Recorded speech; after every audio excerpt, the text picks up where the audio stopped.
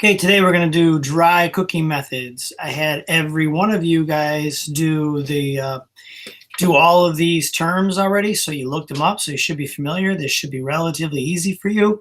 Should have no trouble following along and knowing what I'm talking about if you did the homework. If you didn't do the homework, then I suggest you pay attention so you know what to put for your definitions. So here we go.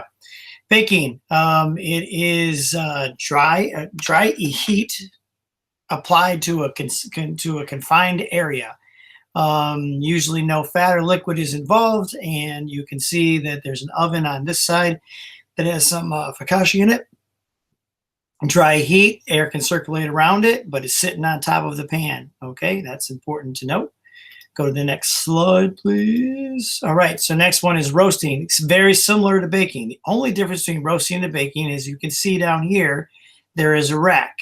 The rack allows the air to circulate through underneath the whole product. The last one, you can see back here, it's right on the pan. The air cannot circulate underneath it.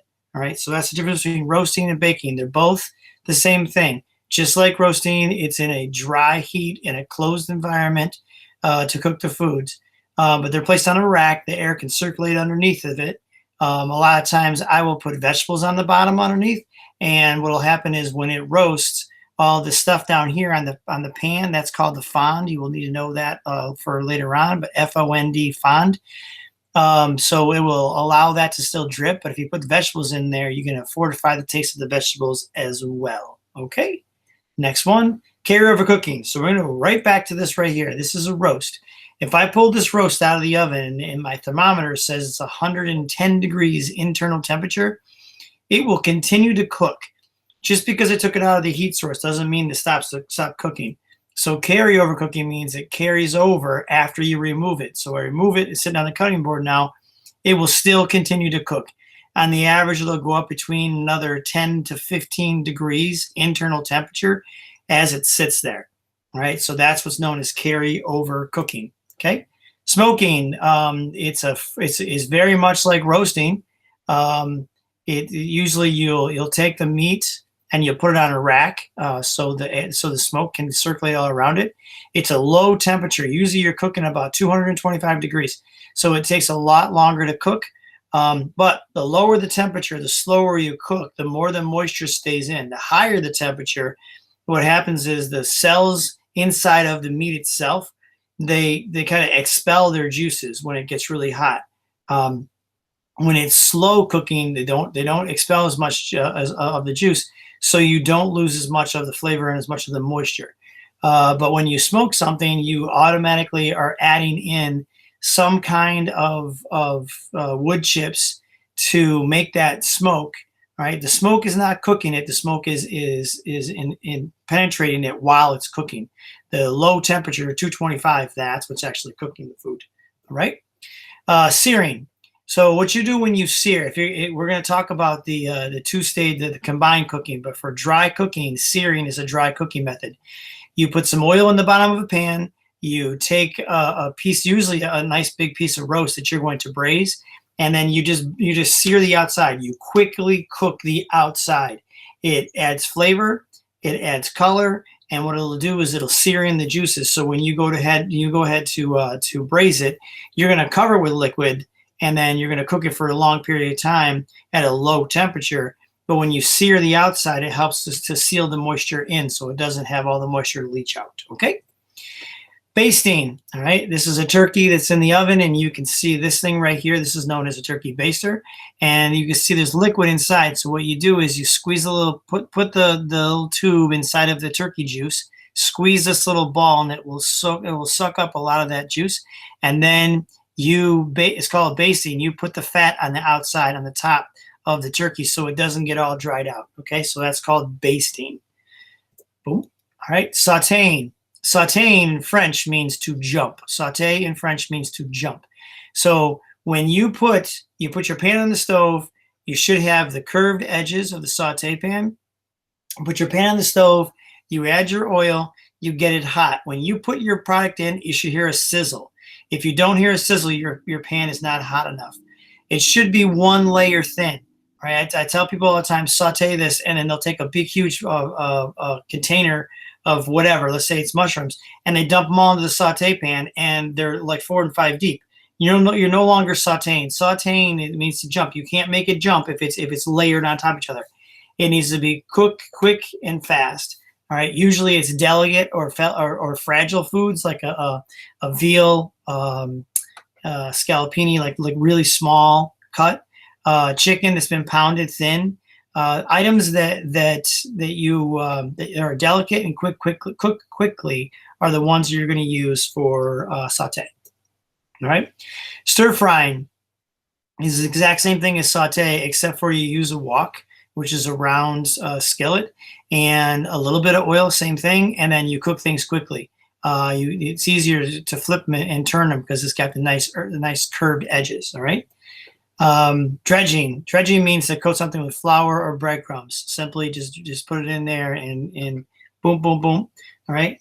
Next one is standard breading procedure. So you're going to use that dredging, and the first thing, it's flour, egg, breadcrumb. That's a standard breading procedure. So you dip it in the flour, you dredge it in the flour, then you dip it in the egg, you mix it around so the egg coats the whole thing, drip off as much egg as possible, and you put it in the breadcrumbs.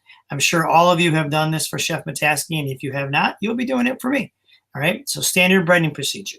All right, next thing, batter. All right, so a batter is just simply what you see right here. You guys have all made pancakes, I'm sure, and you can also make it. Chef Jeff made it just the other day for the fish and chips, and you make a batter. It's relatively easy. It's usually flour, milk, and eggs. With seasoning, and then you dip the food into the batter and you put it right into the fat fryer, and boom, there you go. Okie doke. Deep fat frying. Okay, we just talked about making the batter. You're going to dip it into the oil. So deep fat frying, you completely submerge the food in oil, and you cook it until it's GB&D, golden brown and delicious. The oil is usually between 350 and 375 degrees Fahrenheit. All right. Recovery time. So you can see the French fries here. You can see the French fries here. If I just take those French fries out, I had 2 baskets and they're completely loaded, and I just took them out. The temperature, as soon as you put frozen French fries in to cook, the temperature of that grease is going to plummet. It's going to cook the stuff, but the temperature is going to go down. The recovery time is the amount of time you need to leave between this batch of food and the next batch of food in your fryer later, so your oil has enough time to recover, so you're ready to cook. If you put it in and it's not hot enough, it'll just sit in there and it'll absorb oil and it gets all soggy. If it's nice and warm, what it should be, 350 to 375, it'll fry it right up. Okay. Pan frying. So pan frying is when you have oil in the bottom of the pan, and instead of doing deep fat frying, you're only having the oil maybe halfway up on the product, and you cook it and you brown both sides. All right. A griddle. So you can see this is the griddle right here. It's a flat piece of iron. We have one on the cafeteria side. A lot of times, a lot of you may have used it for the chicken stir fry that we used to do in the cafeteria, that kind of thing. It's a big flat piece of metal. Underneath, it's either electric or it's gas, and you can make pancakes and burgers and stir fry and all kinds of fun stuff on those. All right, grilling. All right, so we have a grill on the a la carte side. I'm sure you guys have all seen a grill. Flame from below, bars on the top, and you simply cook your food on top of that. All right, and broiling. So the difference between the grill, the flames are coming from below, and the broil, you can see right here, the flames are coming from above. All right. If you ever use the salamander, let's say you made the chicken quesadillas or you did a chicken parmesan, and you put cheese on top and you slid it underneath there. French-Elise used it just the other day for ribs. We put the barbecue sauce on and slid it on top to make sure it got it nice and warm. So this is broiling, or heat from above. All right. The last thing I want to talk to you about is picking the correct meats to go with the right cooking method. Right? It's super important that you understand the animals that you're dealing with. The more tissues and tendons, the more you're going to have to cook it in a different way. Usually it's better to be braised or to poach or to stew, something that has a lot of tissues and tendons. If you're going to grill something, right, you need to have something that's tender. It won't work if it's not a tender piece of meat. If you're going to saute, like I talked about before, it needs to be a delicate piece of meat, right? So you can't take a flank steak, which is from the part of the cow that sees a lot of action, has a lot of tissues and tendons. It really kind of needs to be marinated and it needs to be cooked in a different manner, and try to saute it. It'll be really tough and chewy. It won't be a good piece of meat. So what you want to do is watch the video that I'm going to post, and that video will walk you through and explain the animal and explain which cooking methods. So between this lesson and the next lesson, which will be the moist cooking methods, you'll understand the proper items to choose for the cooking method. Okay, so thank you very much and have a great day. Bye-bye.